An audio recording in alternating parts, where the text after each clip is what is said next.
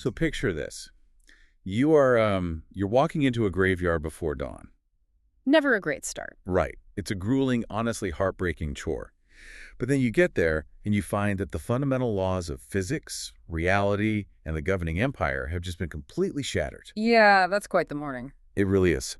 Welcome to the Deep Dive. Today we are looking at a stack of sources that center on a very specific, very famous ancient text. Mark chapter 16, verses 1 through 8. Exactly. We're zooming right in on the events of a Sunday morning in Jerusalem, somewhere between AD 26 and 30.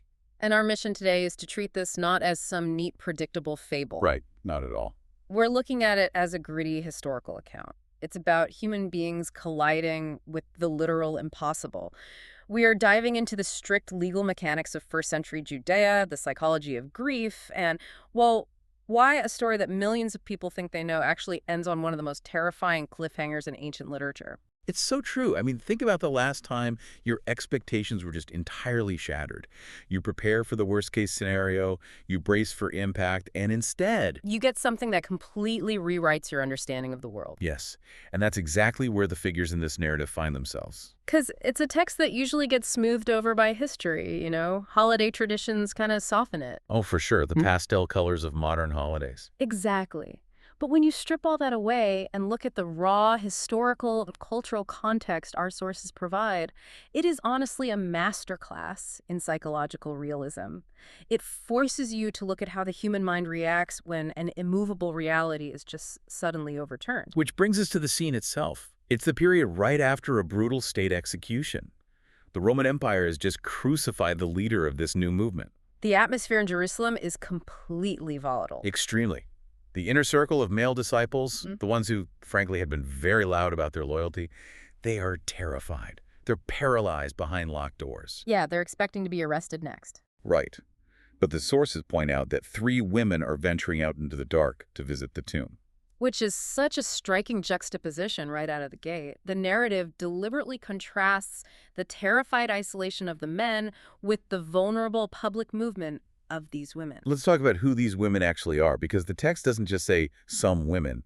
It's very specific. Yeah, the names matter here. We have Mary Magdalene, who, the sources note, had experienced this radical healing. The text says Jesus cast 7 demons out of her. Wow.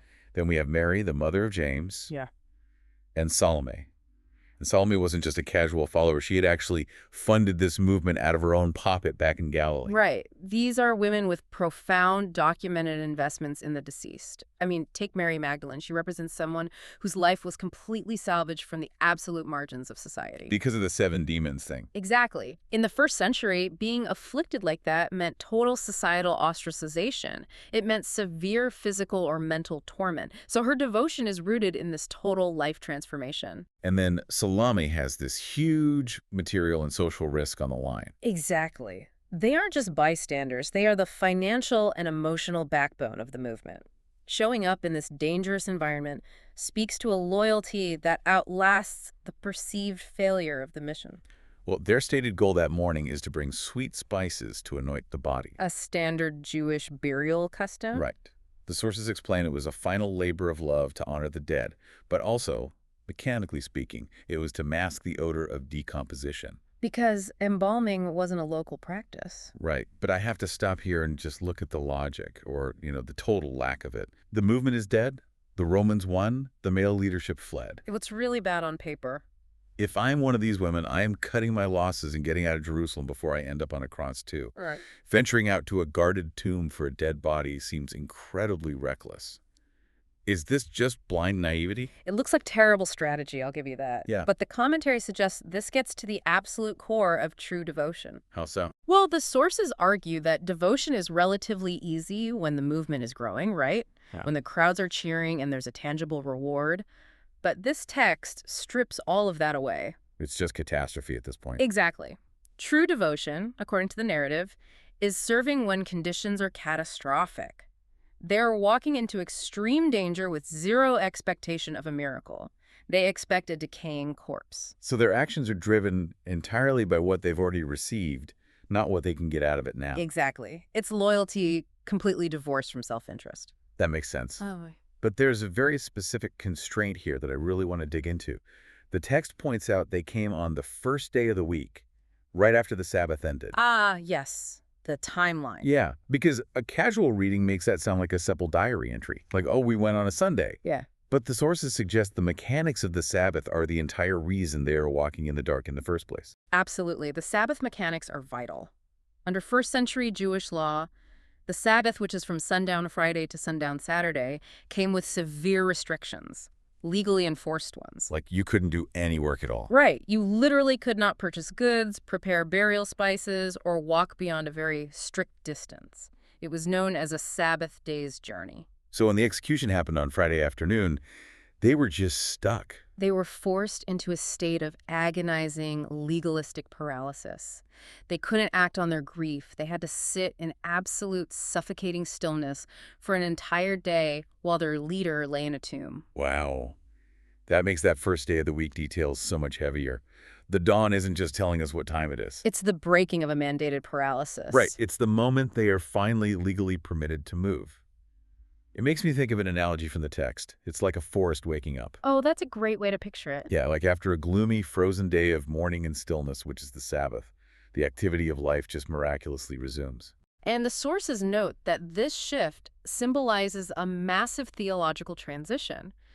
The old week ended in death and forced stillness.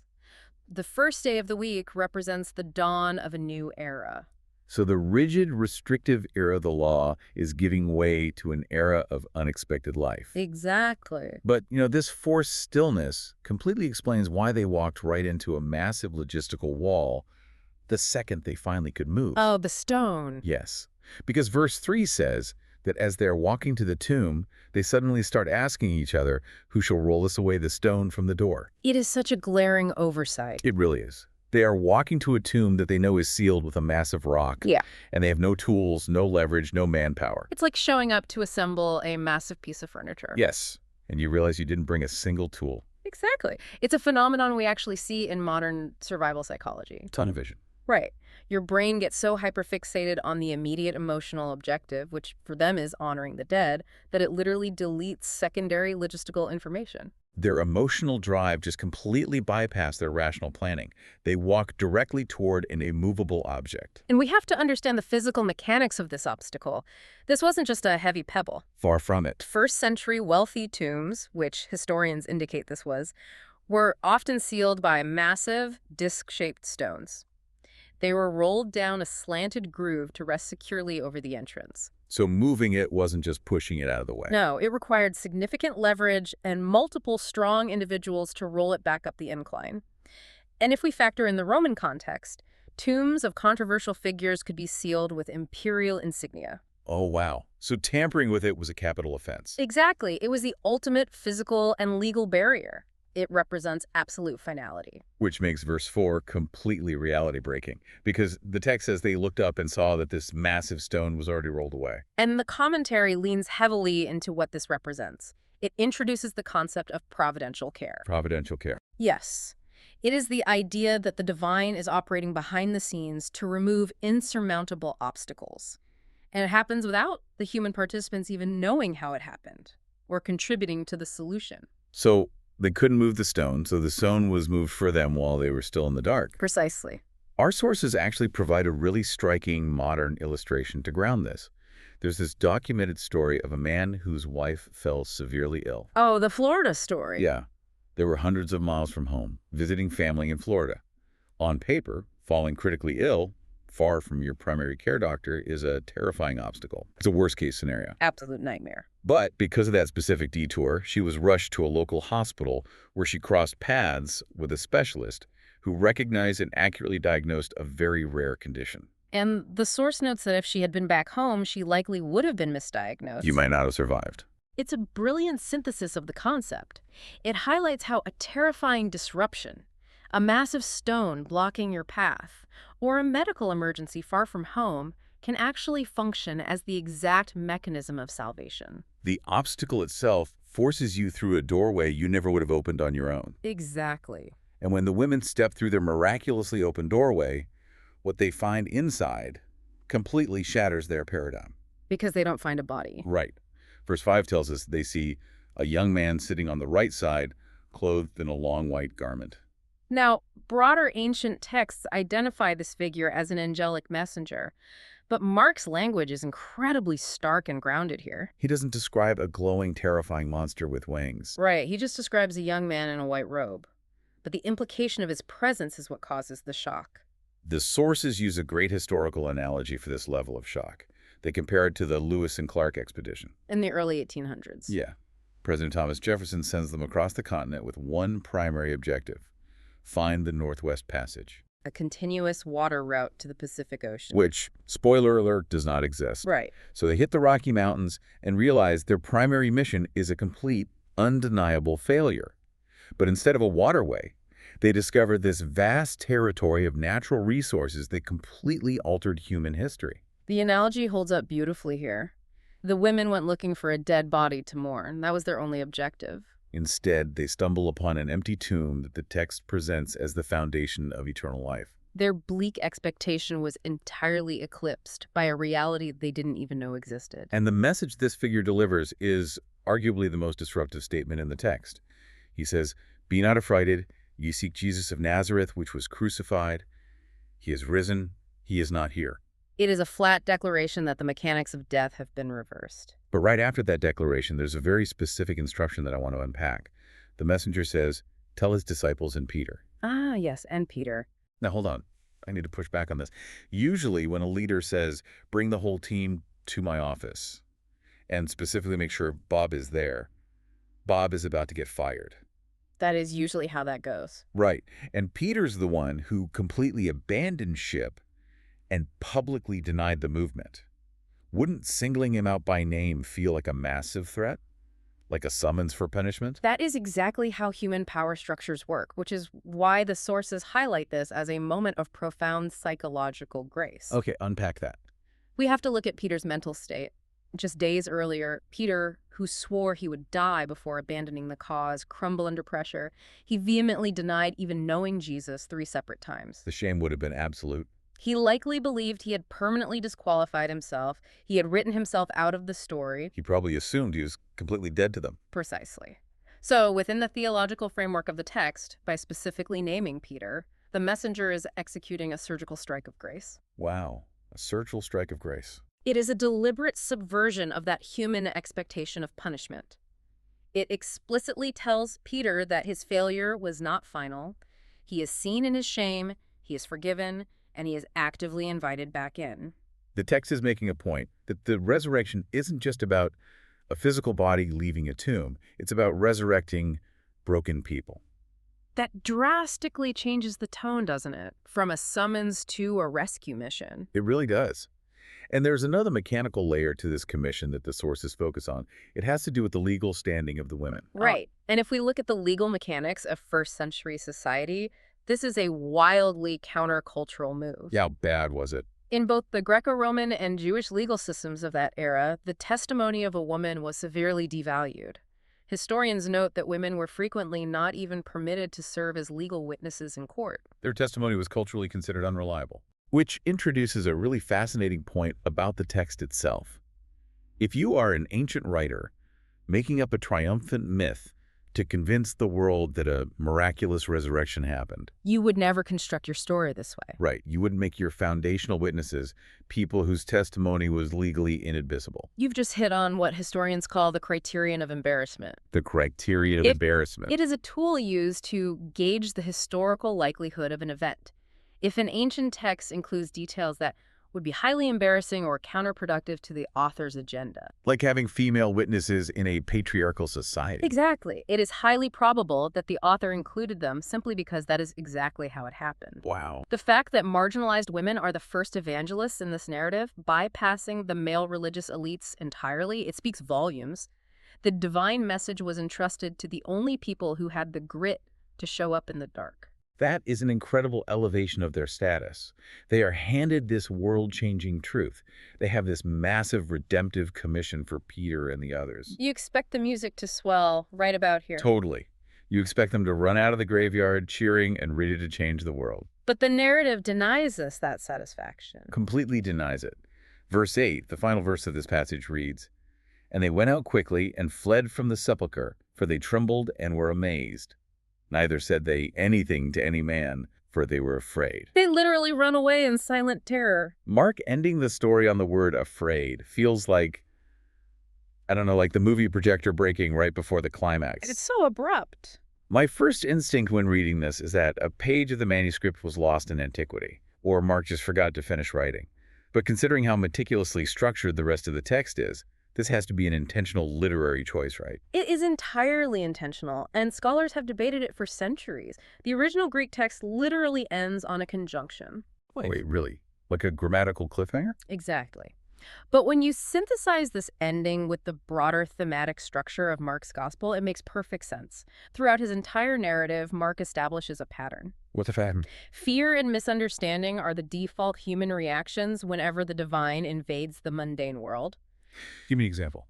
Well, he shows that humans don't naturally celebrate paradigm shifts, they recoil from them. When Jesus calms a raging storm at sea earlier in the text, the disciples aren't relieved. The text says they were filled with a great fear. They ask, who is this? Right. And when he walks on water, they think he's a ghost and cry out in terror. Human beings rely on the laws of physics and the predictable nature of reality to feel safe. So when those laws are suspended, the natural physiological response is terror. Precisely. So the fear at the tomb isn't about physical danger from the Romans anymore. It's about encountering something that breaks the fundamental rules of reality. That makes so much sense. The women went to that tomb to do a terrible but entirely predictable chore. The reality they understood was that dead people stay dead and empires win. And suddenly they're confronted with the evidence that death has a loophole. It is too vast, too overwhelming for the human nervous system to process in an instant.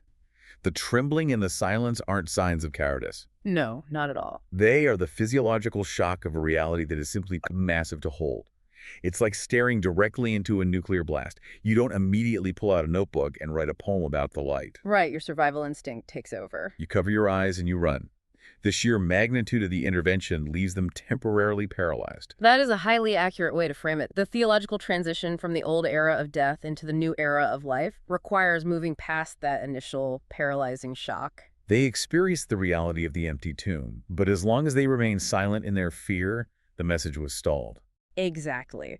So we have unpacked the historical mechanics, the legal barriers, and the psychological trauma of this text. But the sources insist this isn't just an ancient artifact to be studied under glass. It is designed to be a mirror. Yes. It asks you what you do when your own expectations are shattered, when you are confronted with empty tombs in your own life where the impossible suddenly becomes real. And that is where the abruptness of the ending serves its true purpose.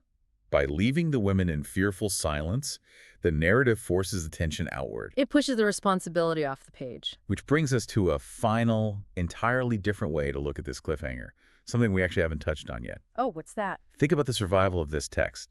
If you were an early church leader 100 years later, trying to build a dominant, respectable world religion, you would have every incentive to edit this awkward, embarrassing, fearful ending out of the official record. You'd want a polished story where the heroes act bravely and everything wraps up perfectly. Right. The fact that this messy, embarrassing cliffhanger survived unedited for 2,000 years might be the greatest proof that these ancient writers valued raw, uncomfortable human truth over a perfect marketing pitch. Here's a profound point. It makes you wonder, what messy, uncomfortable truths are we editing out of our own lives today just to maintain a polished image? Are we willing to sit with the reality of our own fears? Or are we just trying to skip to the cheering? Since the women initially said nothing, the story essentially passes the baton to you.